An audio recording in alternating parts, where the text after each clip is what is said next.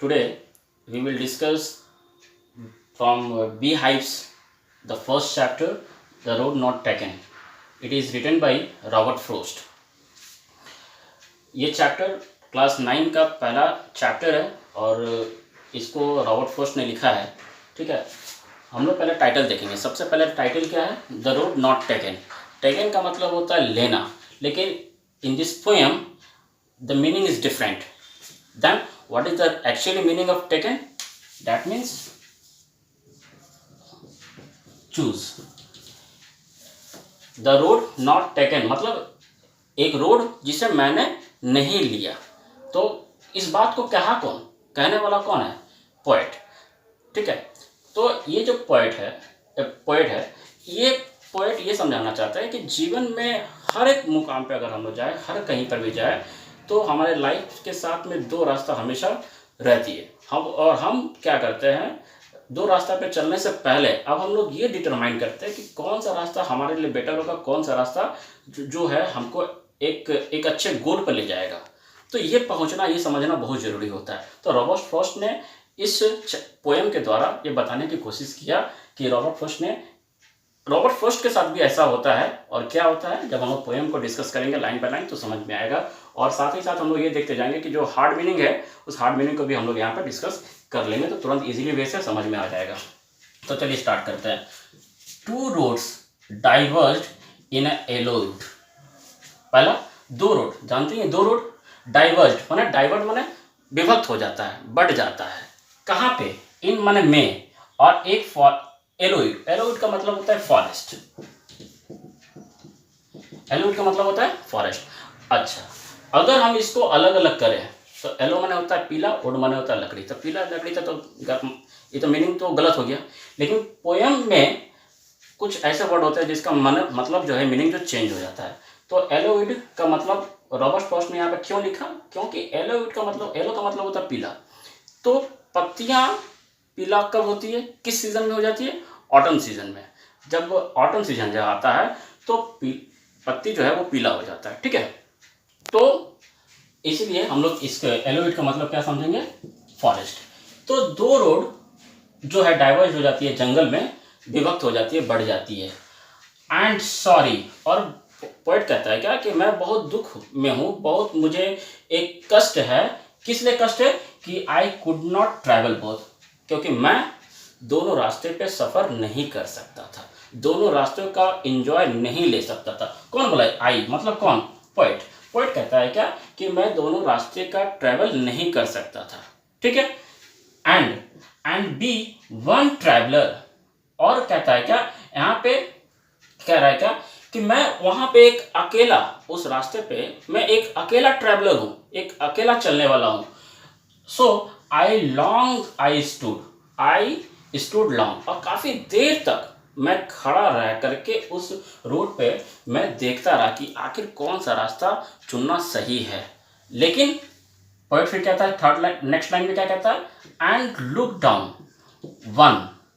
यहाँ पे वन मतलब किसका? अब दो रास्ता, तो दो रास्तों को अब नहीं, अब पहले एक रास्ता, अब एक रास्ता को पोएट देख रहा है, इसलिए यहाँ पे वन मतलब वन रोड अब। ठीक है, तो look down one as far as I could. Poet कहता है क्या कि अब मैं पहले रास्ता को चुना और पहले रास्ता को मैं बहुत बारीकी तरीके से देखा, जितनी मेरी नजर जा सकी।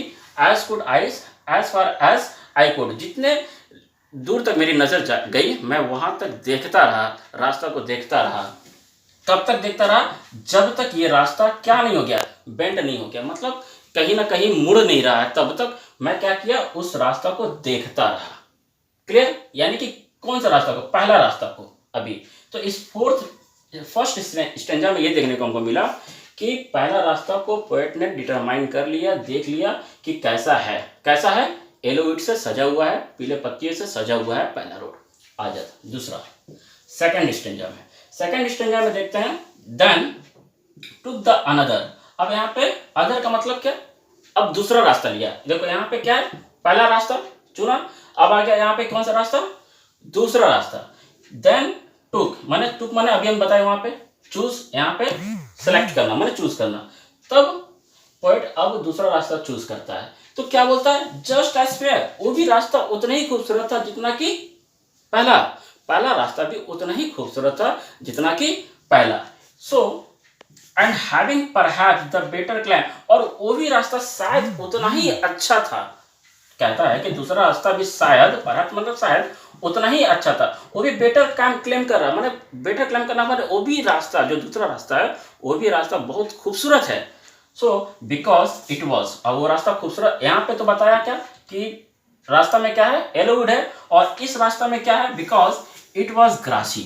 वो रास्ता क्यों खूबसूरत था, माने पहले वाले से और ज्यादा अच्छा था दूसरा रास्ता, क्यों, क्योंकि उस रास्ते पे क्या था, ग्रासी था, माने ग्रास लगे हुए थे, ठीक है। और साथ ही साथ वांटेड वियर, वांटेड वियर का मतलब आप समझेंगे स्टूडेंट, तो वांटेड का मतलब होता है चाहा, और वियर का मतलब होता है पहनना, लेकिन इस पोयम के हिसाब से चाहा और पहनना नहीं होता है। इसका मतलब हो जाएगा, हिंदी में लिख लेते हैं, वांटेड वियर का मतलब कि कोई भी अभी उस रास्ते से ना गुजरा हो, किसी ने